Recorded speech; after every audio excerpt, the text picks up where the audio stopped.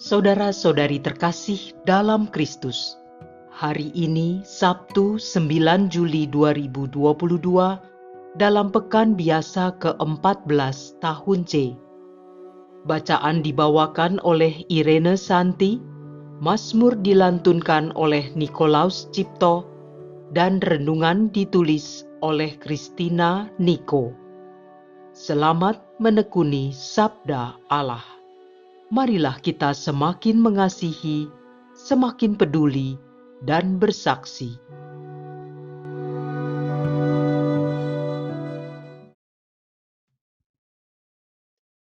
Dalam nama Bapa dan Putra dan Roh Kudus. Amin. Tuhan, Engkau memberikan kepada kami firman-Mu.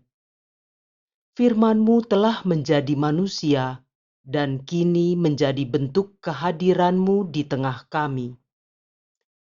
Utuslah Roh Kudus yang Kau janjikan sebagai penghibur, yang mengajarkan kami makna firman-Mu itu.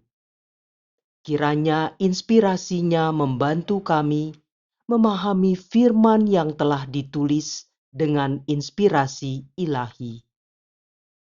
Jadikan pula kami melalui hembusan roh-Nya, tanah-tanah yang subur bagi pertumbuhan firman-Mu, hingga menghasilkan buah berkelimpahan. Demi Kristus Tuhan dan pengantara kami. Amin. Bacaan dari Kitab Yesaya, bab 6, ayat 1 sampai dengan ayat 8. Dalam tahun wafatnya Raja Uzia, aku melihat Tuhan duduk di atas tahta yang tinggi dan menjulang, dan ujung jubahnya memenuhi bait suci. Para serafim berdiri di sebelah atasnya. Masing-masing mempunyai 6 sayap. 2 sayap dipakai untuk menutup muka mereka, 2 sayap dipakai untuk menutup kaki, dan 2 sayap untuk melayang-layang. Mereka berseru seorang kepada yang lain, "Kudus, kudus, kuduslah Tuhan semesta alam.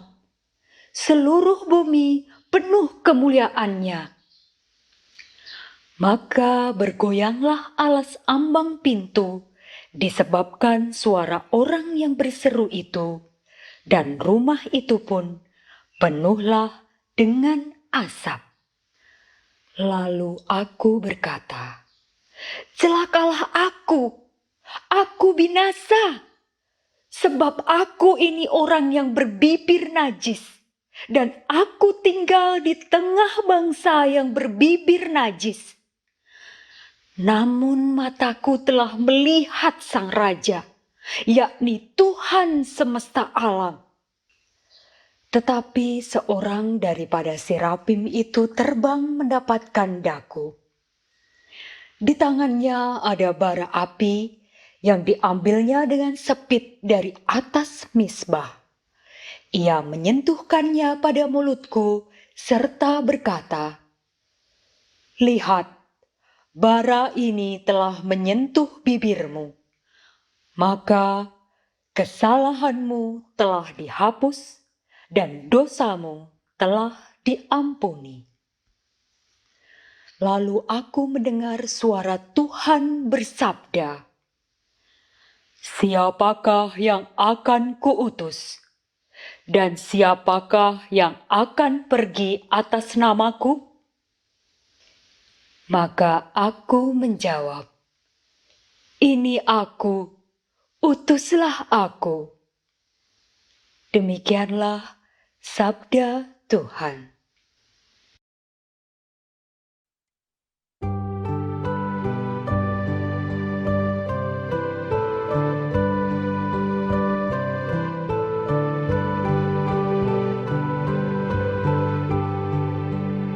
Tuhan adalah Raja, Ia berpakaian kemegahan.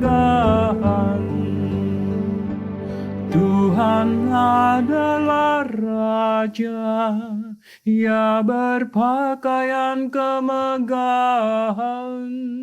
Tuhan adalah raja, dan kekuatanlah ikat pinggangnya.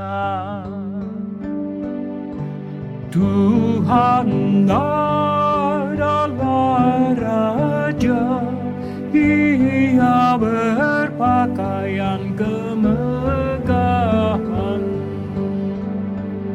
Sungguh telah tegaklah dunia, tidak lagi goyah. Tahtamu tegak sejak dahulu kala, dari kekal Engkau ada. Tuhan adalah raja, ia berpakaian kemegahan. Peraturanmu sangat teguh, bait-Mu berhiaskan kekudusan. Ya Tuhan, sepanjang masa Tuhan adalah raja, ia berpakaian kemegahan.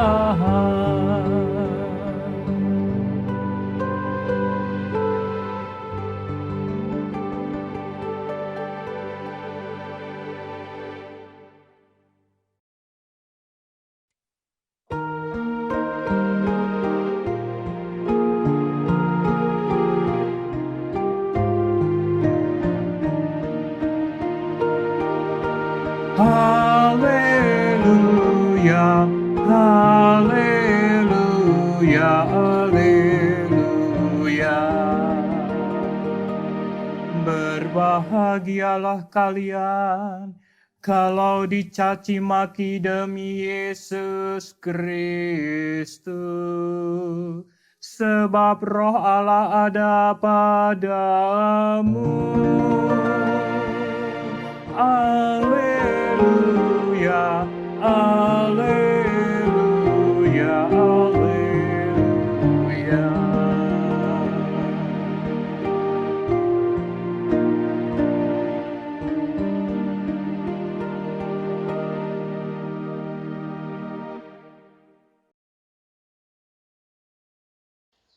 Inilah Injil suci menurut Matius, bab 10, ayat 24 sampai dengan ayat 33. Pada waktu itu, Yesus bersabda kepada ke-12 murid-Nya, "Seorang murid tidak melebihi gurunya, dan seorang hamba tidak melebihi tuannya.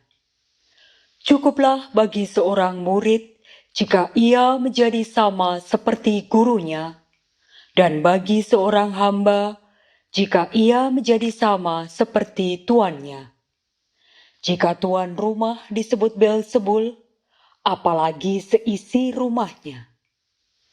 Jadi janganlah kalian takut terhadap mereka yang memusuhimu, karena tiada sesuatu pun yang tertutup yang takkan dibuka, dan tiada sesuatu pun yang tersembunyi yang takkan diketahui. Apa yang kukatakan kepadamu dalam gelap, katakanlah dalam terang, dan apa yang dibisikkan ke telingamu, beritakanlah dari atas atap rumah. Dan janganlah kalian takut kepada mereka yang dapat membunuh tubuh, tetapi yang tidak berkuasa membunuh jiwa. Tetapi takutilah Dia yang berkuasa membinasakan baik jiwa maupun tubuh di dalam neraka. Bukankah burung pipit dijual seduit 2 ekor? Namun, tak seorang pun akan jatuh tanpa kehendak Bapamu. Dan kalian, rambut kepalamu pun semuanya telah terhitung.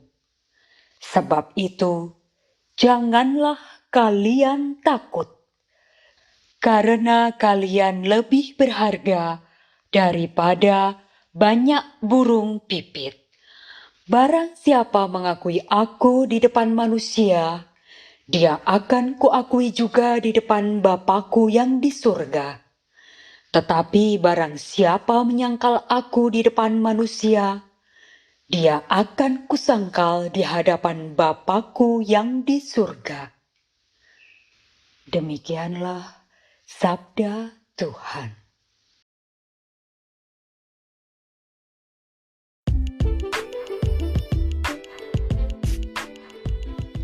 Tanda salib, bagaimana kita mengakuinya? Renungan dibawakan oleh Marieta Evelyn.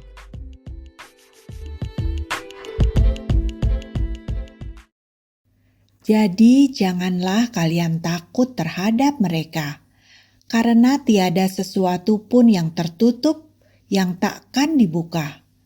Dan janganlah kalian takut kepada mereka yang dapat membunuh tubuh, tetapi yang tidak berkuasa membunuh jiwa.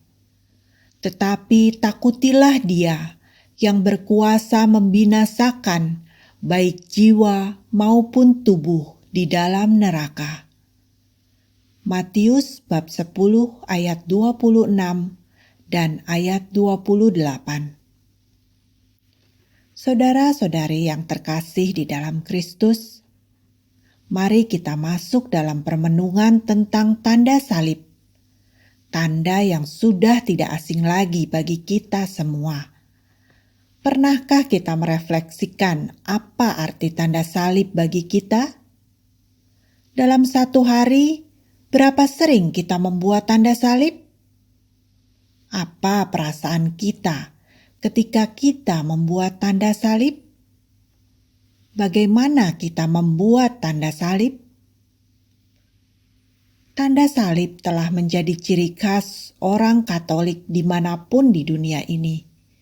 Ketika melihat seseorang membuat tanda salib, kita langsung mengetahui bahwa dia adalah saudara dalam iman. Ketika membuat tanda salib, secara sadar kita mengakui Yesus Kristus adalah Sang Juru Selamat.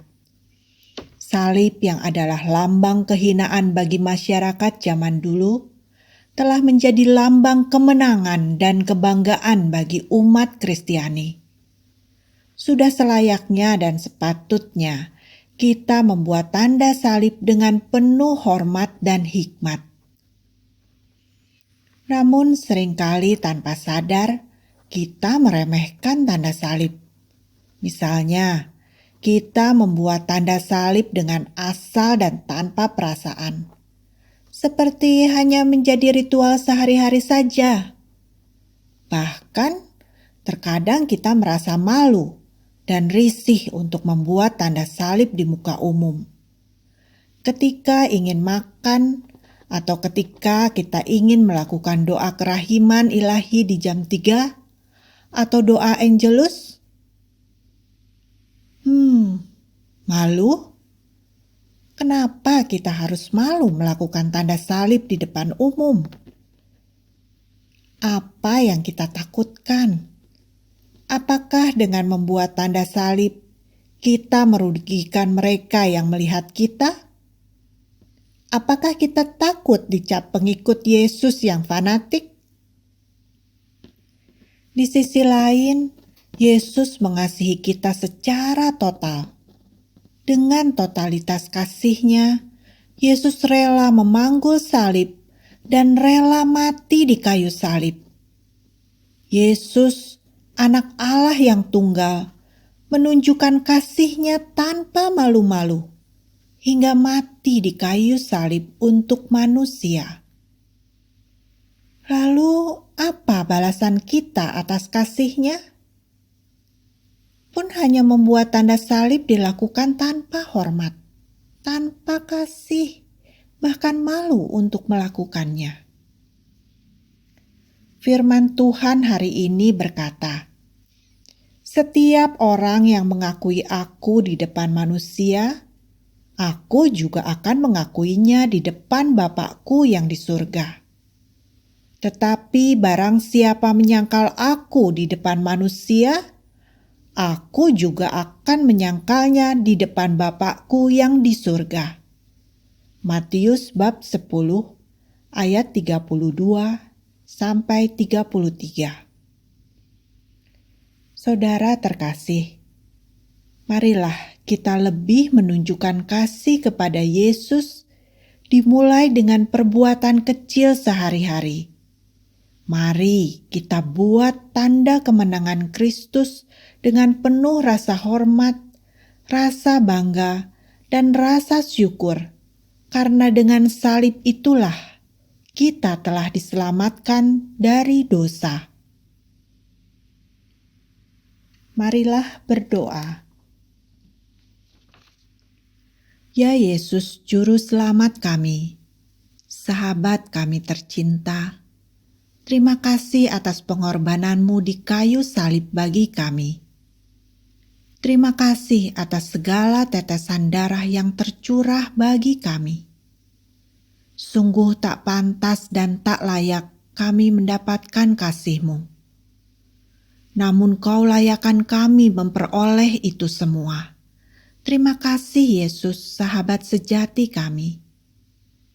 Ya Yesus, bantu kami, berikan kami kesadaran dan kekuatan untuk melakukan hal-hal kecil sebagai tanda syukur kami kepadamu. Bantu kami agar kami bisa lebih menghargai salib-Mu dan pengorbanan-Mu bagi kami. Beri kami rahmat untuk mencintai Engkau lebih dan lebih lagi, sehingga pada akhirnya kami boleh memandang wajah-Mu dalam kemuliaan kelak. Karena Engkaulah Tuhan dan Penyelamat kami, kini dan sepanjang masa. Dalam nama Bapa dan Putra dan Roh Kudus. Amin.